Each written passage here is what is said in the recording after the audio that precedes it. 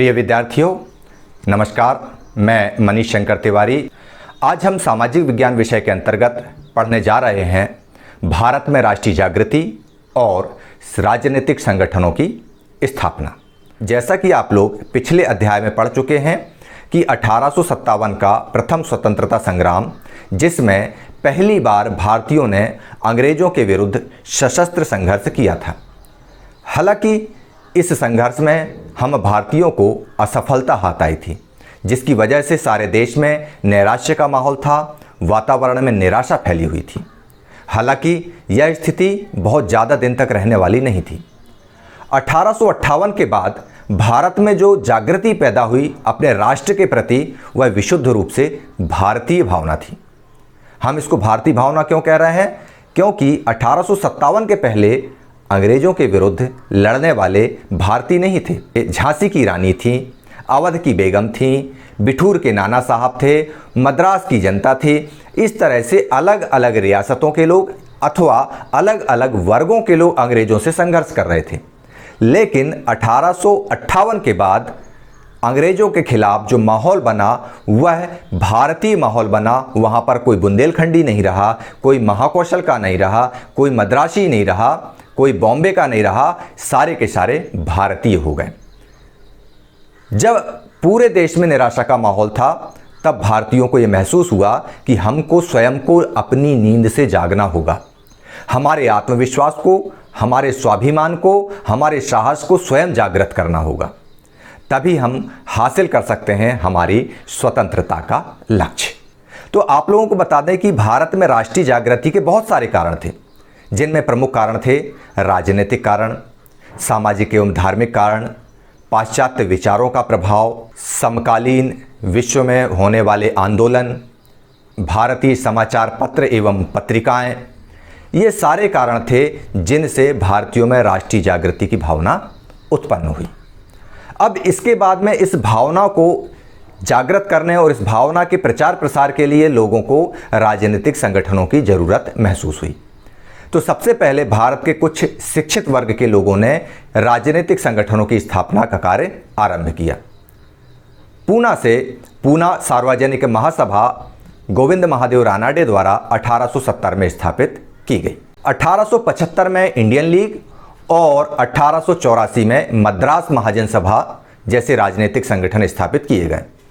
हालांकि ये संगठन ये दावा करते थे कि हम अखिल भारतीय स्तर के मुद्दों को उठाते हैं, किंतु ये एक प्रेसिडेंसी क्षेत्र के अंतर्गत आते थे और इनकी समस्याएं जो है वहां तक स्थानीय स्तर तक सिमट कर रह गई थीं। इसलिए ज़रूरत महसूस की गई एक अखिल भारतीय स्तर के राजनीतिक संगठन की। और उस अखिल भारतीय राजनीतिक संगठन की स्थापना के दो वजह इतिहासकारों द्वारा बताई गई हैं। पहली बताई गई है सेफ्टी वाल्व थ्योरी और दूसरी राष्ट्रवादी थ्योरी। पहला वजह जिसमें यह कहा जाता है कि भारतीय राष्ट्रीय कांग्रेस की स्थापना एक अंग्रेज अफसर जो रिटायर्ड थे, सेवानिवृत्त हो चुके थे, A.O. ह्यूम, उन्होंने तत्कालीन वायसराय लॉर्ड डफरिन की सहमति लेकर स्थापित किया। उनका यह मानना था कि यदि भारतीयों के अंदर किसी तरह से कोई असंतोष की भावना जन्म लेती है तो दोबारा सशस्त्र संघर्ष की स्थिति निर्मित ना हो, तो ये जो असंतोष है ये राजनीतिक दल के माध्यम से बाहर निकल जाएगा। मतलब ये जो नया राजनीतिक संगठन जो A.O. ह्यूम स्थापित करना चाहते थे, उस संगठन में उस संगठन की जो कार्य पद्धति है वह ब्रिटिश सरकार के हितों का संरक्षण करते हुए सेफ्टी वॉल्व की तरह कार्य करने वाली हो, ये वह चाहते थे। और इसीलिए वायसराय डफरिन ने सहमति भी दे दी थी।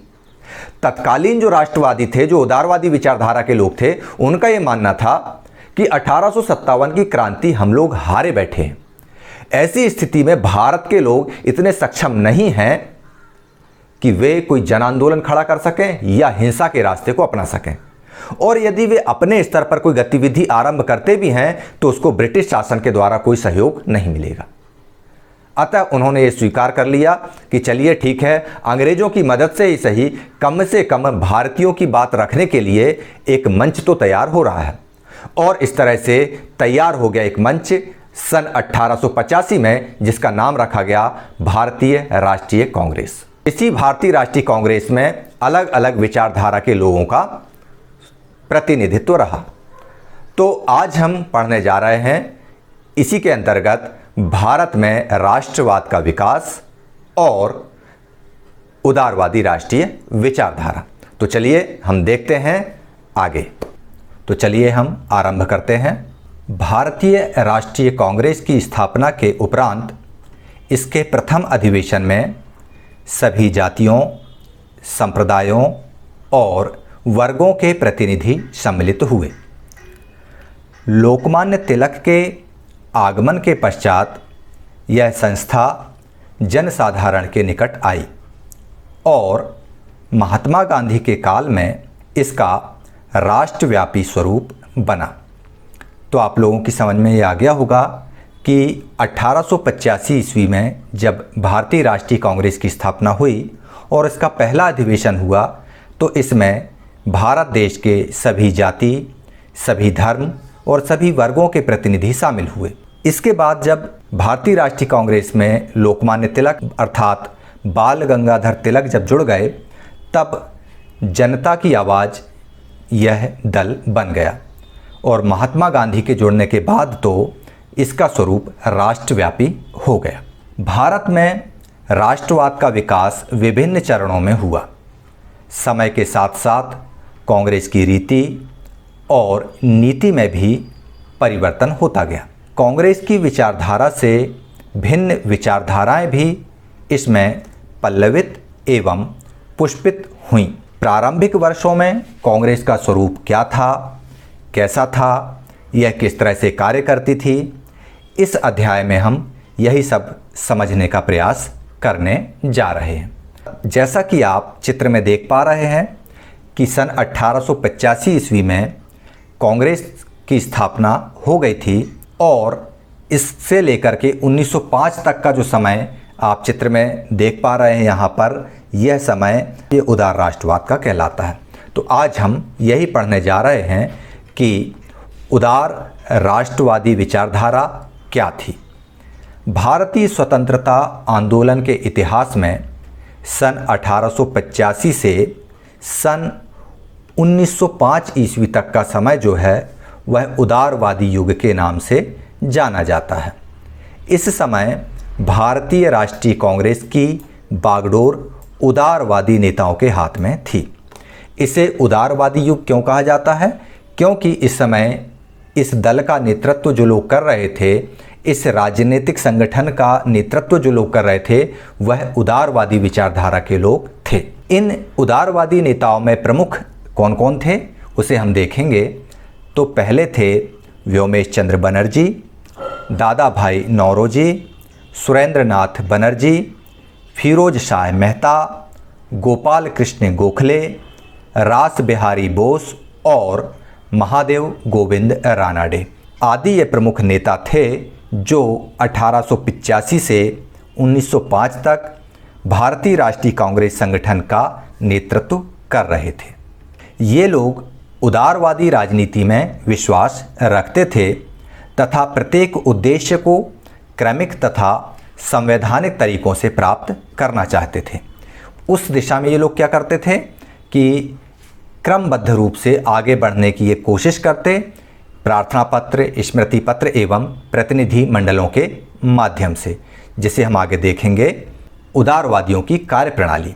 उदारवादियों की कार्यप्रणाली कैसी थी उसके बारे में हमने पीछे चर्चा की, जैसे कि उदारवादी संवैधानिक तरीकों से विश्वास करते हुए प्रार्थना पत्रों, स्मृति पत्रों और प्रतिनिधि मंडलों के द्वारा अपना लक्ष्य हासिल करना चाहते थे। कैसे?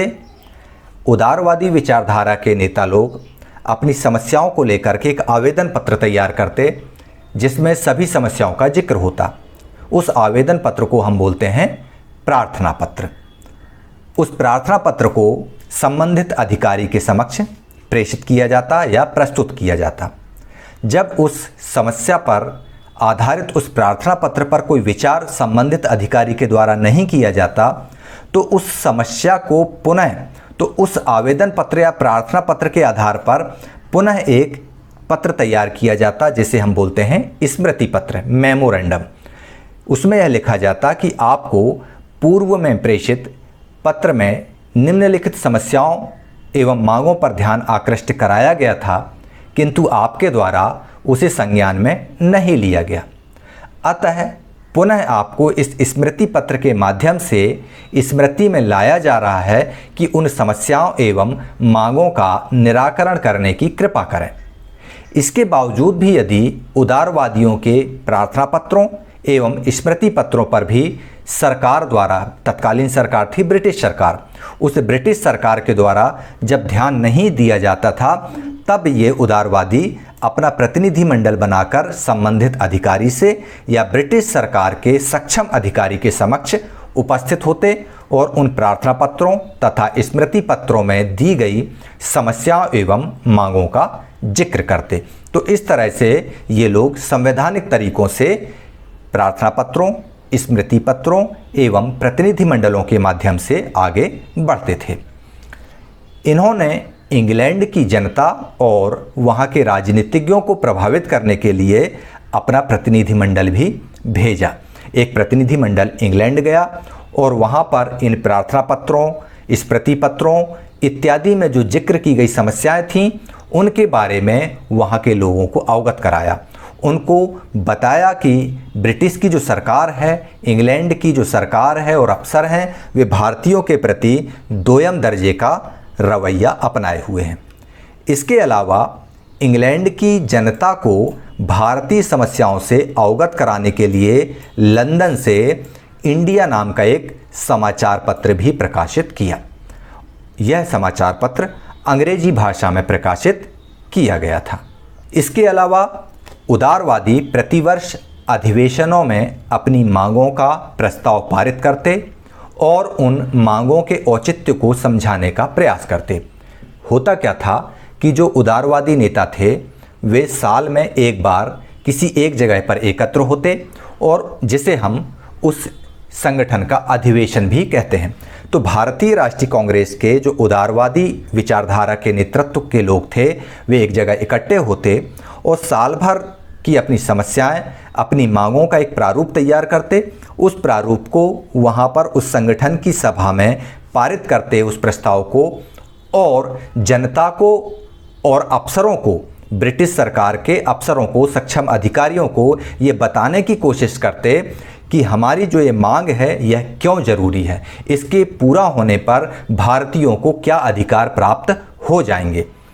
हालांकि उदारवादियों के द्वारा कार्यक्रमों में जन आंदोलनों को कोई स्थान नहीं दिया गया था। उनका मानना था कि इससे अराजकता फैल जाएगी। वे लोग लगातार संवैधानिक तरीकों का इस्तेमाल कर रहे थे, लेकिन जनता से ये नहीं कहते थे कि आइए हम सब मिलकर एक साथ होकर हड़ताल कर दें या कोई आंदोलन करें जिससे ब्रिटेन की सरकार इनकी मांगों और समस्याओं पर ध्यान आकर्षित करे। आजकल भी हम लोग लगभग यही करते हैं। कई बार हमारी कोई समस्या होती है तो हम सबसे पहले एक आवेदन पत्र भेजते हैं। आवेदन पत्र पे जब सुनवाई नहीं होती तो हम पुनः एक आवेदन पत्र भेजते हैं रेफरेंस देके कि साहब हमने वो आवेदन पत्र भेजा था, उस पर आपके द्वारा कोई कार्रवाई नहीं की गई। जब उस स्मृति पत्र पर भी कोई कार्रवाई नहीं होती तब हम क्या करते हैं, 4, 6, 8, 10 लोग इकट्ठे होकर फिर संबंधित अधिकारी के पास, संबंधित मंत्री या नेता के पास जाते हैं और फिर बोलते हैं कि हुजूर, सर, साहिब, हमने आपके पास पत्र भेजे हमारी समस्याओं को लेकर, उन पत्रों के संदर्भ में हमने स्मृति पत्र भी भेजा पर आपने कोई एक्शन नहीं लिया, इसलिए हम खुद मिलने आए हैं, कृपया हमारी मांगों का निराकरण कीजिए। अब हम बात करते हैं उदारवादियों के प्रति ब्रिटेन की सरकार अर्थात ब्रिटिश सरकार का रुख क्या था। तो प्रारंभ में ब्रिटिश सरकार का रुख कांग्रेस के प्रति सहानुभूतिपूर्ण रहा, लेकिन बाद में इसका स्वरूप क्या हुआ हम आगे इसके बारे में पढ़ेंगे। इतनी सहानुभूति रखते थे ब्रिटिश सरकार के लोग कांग्रेस से कि शासकीय कर्मचारियों को भी कांग्रेस के अधिवेशनों में भाग लेने की अनुमति थी। लेकिन धीरे धीरे सरकार ने कांग्रेस को अल्पसंख्यक का प्रतिनिधित्व करने वाली तथा ब्रिटिश हितों की विरोधी घोषित कर दिया। अल्पसंख्यक से तात्पर्य किसी जाति या धार्मिक अल्पसंख्यक से नहीं था। अल्पसंख्यक से तात्पर्य यहाँ यह है कि भारतीय राष्ट्रीय कांग्रेस संपूर्ण भारत देश का प्रतिनिधित्व नहीं करती, बल्कि एक बहुत छोटे से वर्ग का प्रतिनिधित्व करती है और यह संगठन ब्रिटेन के हितों का विरोधी है, यह ब्रिटिश सरकार ने घोषित कर दिया। दूसरी तरफ कांग्रेस के अंदर ही एक वर्ग इनकी उदारवादी नीतियों को पसंद नहीं करता था। लाला लाजपत राय, बाल गंगाधर तिलक और विपिन चंद्र पाल जैसे लोग थे जो ये कहते थे कि उदारवादी भिक्षावृत्ति की नीति को अपना रहे हैं, क्योंकि यह उनके तरीकों से भी स्पष्ट होता था कि वे प्रार्थना पत्र लिखते, फिर उस प्रार्थना पत्र पर कार्रवाई करने के लिए स्मृति पत्र जारी करते, और जब ये सारी चीज़ों पर ध्यान नहीं दिया जाता तो याचना पूर्वक किसी अफसर के सामने इकट्ठा होते ये लोग प्रतिनिधिमंडल के रूप में, और ये बोलते कि आदरणीय सम्मानीय अधिकारीगण, आप हमारी इन मांगों को पूर्ण कर दें।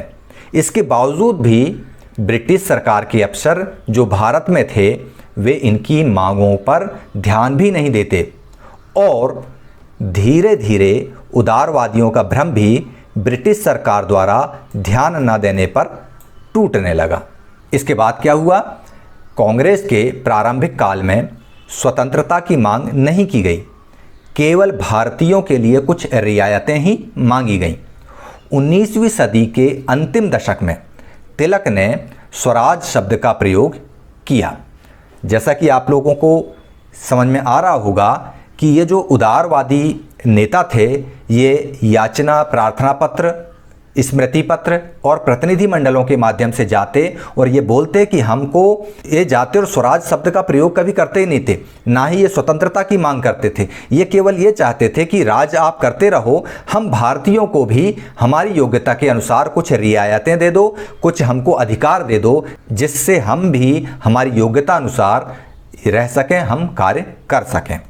मतलब कांग्रेस के जो लीडर थे वो शुरुआती दौर में स्वतंत्रता नहीं मांग रहे थे, वे केवल ये मांग रहे थे कि आप राज करते रहो, हमें सिर्फ ये रियायतें दे दो, हमको अखिल भारतीय सेवाओं में योग्यता के अनुसार स्थान दे दो, महारानी विक्टोरिया का जो घोषणा पत्र है उनकी अनुशंसाओं को लागू कर दो, उनकी बातों को लागू कर दो, सिर्फ ये बातें मांगते थे वो।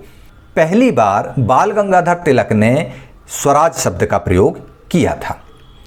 अब हम बात करते हैं उदारवादियों की उपलब्धि एवं महत्व के बारे में कि उनकी क्या उपलब्धियां रहीं। ऐसा नहीं है कि उदारवादियों ने कुछ नहीं किया हो। देखते हैं हम। उदारवादी प्रार्थना पत्रों, स्मृति पत्रों और प्रतिनिधि मंडलों के माध्यम से अपनी मांगें मनवाने में सफल नहीं हुए, किंतु उन्हें यह श्रेय अवश्य जाता है कि कांग्रेस के शैशव काल में उन्होंने राष्ट्रीय संघर्ष के लिए उपयुक्त वातावरण का निर्माण किया। उन्होंने देश की समस्याओं को एक मंच पर लाए और भारतीयों को राजनीतिक रूप से शिक्षित किया। देखिए, यदि हम उदारवादियों की उपलब्धियों या महत्व पर विचार करें तो ये आज हमको ये ज़रूर लग सकता है कि उन्होंने ज़्यादा कुछ नहीं किया, भिक्षावृत्ति करते थे, मिन्नतें करते थे, ये उग्र राष्ट्रवादी विचारधारा के लोग बोल सकते हैं। लेकिन तत्कालीन परिस्थितियों के आधार पर उन्होंने जो उचित था वह किया। 1857 की क्रांति के बाद नैराश्य का माहौल हो गया हो, उस देश में चंद पढ़े लिखे लोगों ने जनमानस में अखबारों के माध्यम से अपनी बात पहुंचाई तो कि हमारे क्या अधिकार हैं। ऐसा नहीं है कि उन्होंने भारतीयों के लिए रियायतें मांगी और अंग्रेजों ने दे दी, ऐसा नहीं हुआ। लेकिन इसके बावजूद भी हम उनको इस बात का श्रेय जरूर दे सकते हैं कि कांग्रेस का बाल्यकाल था, कांग्रेस का जन्म 1885 में ही हुआ था। उस स्थिति में उन्होंने भारतीयों को राजनीतिक रूप से शिक्षित कर दिया।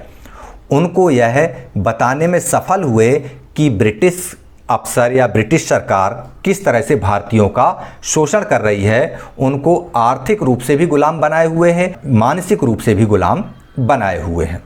यद्यपि उदारवादी ब्रिटिश शासन को कल्याणकारी मानते थे, किंतु शासन की त्रुटियों को उजागर करने में कोई कसर नहीं छोड़ते थे। दादा भाई नौरोजी ने भारत से धन निष्कासन और उसके कुप्रभावों से लोगों को अवगत कराया।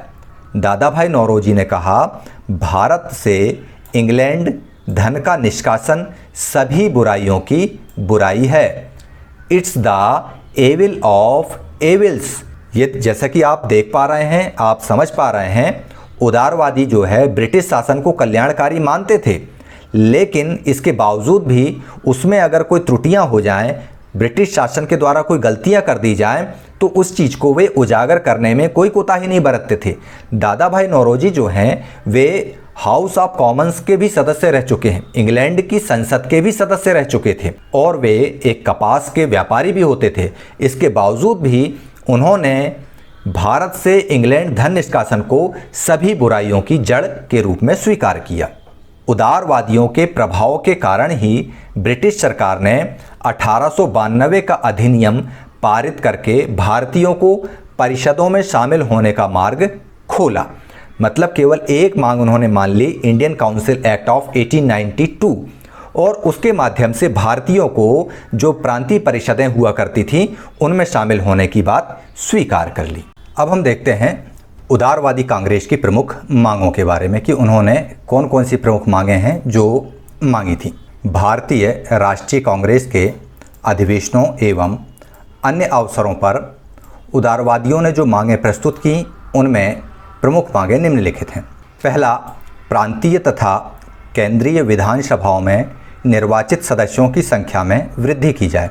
उनकी यह मांग थी कि हमारी जो संख्या है, हमारी जो देश की जनसंख्या है, उसके अनुपात में भारतीयों को प्रांत की और केंद्रीय विधानसभाओं में जो संख्या दी गई है वह बहुत कम है।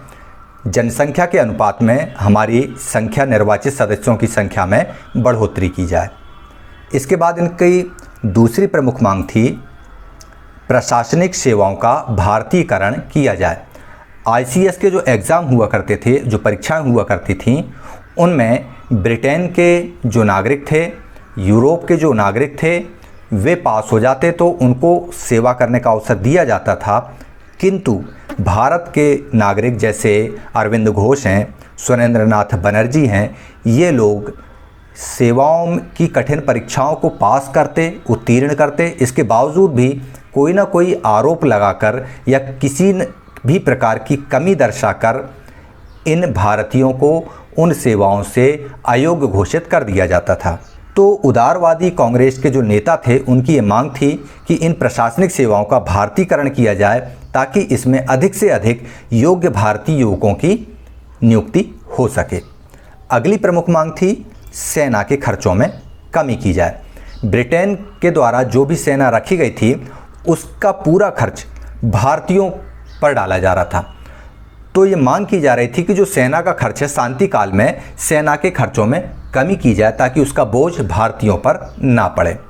अगली प्रमुख मांग थी ब्रिटिश साम्राज्य के सुरक्षा का भार भारत पर ना डाला जाए। पूरे विश्व में ब्रिटेन ने जहाँ जहाँ पर भी अपना साम्राज्य स्थापित किया था, जहाँ पर भी उसने अपने उपनिवेश तैयार किए हुए थे, वहाँ की सुरक्षा का पूरा भार भारत की अर्थव्यवस्था पर डाल दिया गया था, भारत के लोगों पर डाल दिया गया था। तो उदारवादी कांग्रेस के लोग ये चाहते थे कि संपूर्ण ब्रिटिश साम्राज्य की सुरक्षा का भार भारत पर नहीं डाला जाए, अपितु जहाँ पर आपने अपनी साम्राज्यवादिता स्थापित की है, जो उपनिवेश आपका है, उस उपनिवेश का व्यय वहीं उसी उपनिवेश से निकाला जाए। मतलब ये चाहते थे कि जहाँ पर आपका राज है वहाँ की जनता से ही उस साम्राज्य की सुरक्षा का व्यय निकाला जाए। अगला, कुटीर उद्योगों तथा तकनीकी शिक्षा का विस्तार किया जाए। इंग्लैंड में मशीनरी दौर आ गया था, यहाँ से कच्चा माल ले जाते, मशीनों से तैयार माल भारत में आता, और इस वजह से होता क्या था कि भारत के जो कुटीर उद्योग थे वे नष्ट होने की कगार पर आ गए थे और भारत में तकनीकी शिक्षा का लगभग खात्मा होने लगा था। ऐसी स्थिति में उदारवादी ये मांग करते थे कि भारत में ही ऐसी तकनीकी शिक्षा दी जाए, ऐसे फैक्ट्रीज और कारखाने डाले जाएं जिनसे कुटीर उद्योगों को भी फ़ायदा हो और तकनीकी शिक्षा के विस्तार से इन कुटीर उद्योगों में काम करने वाले कुशल श्रमिक प्राप्त हो सकें। इसके बाद अगला बिंदु है उच्च पदों पर भारतीयों की नियुक्ति की जाए। अभी तक भारतीयों की नियुक्ति केवल सामान्य नौकर वाले पदों पर की जा रही थी, उच्च अधिकारी वाले पदों पर नहीं। तो उदारवादी कांग्रेस के लोग ये चाहते थे कि उच्च पदों पर भी भारतीयों की नियुक्ति की जाए। अंतिम बिंदु है किसानों पर से कर के बोझ को कम किया जाए। भारत का किसान करों के बोझ से दबा जा रहा था, अतः उदारवादी ये चाहते थे कि किसानों से करों के बोझ को कम कर लिया जाए। तो इस प्रकार आप लोगों ने उदारवादी कांग्रेस की प्रमुख मांगों के संदर्भ में और इस अध्याय में दी गई सभी चीज़ों को बहुत अच्छे से समझ लिया होगा।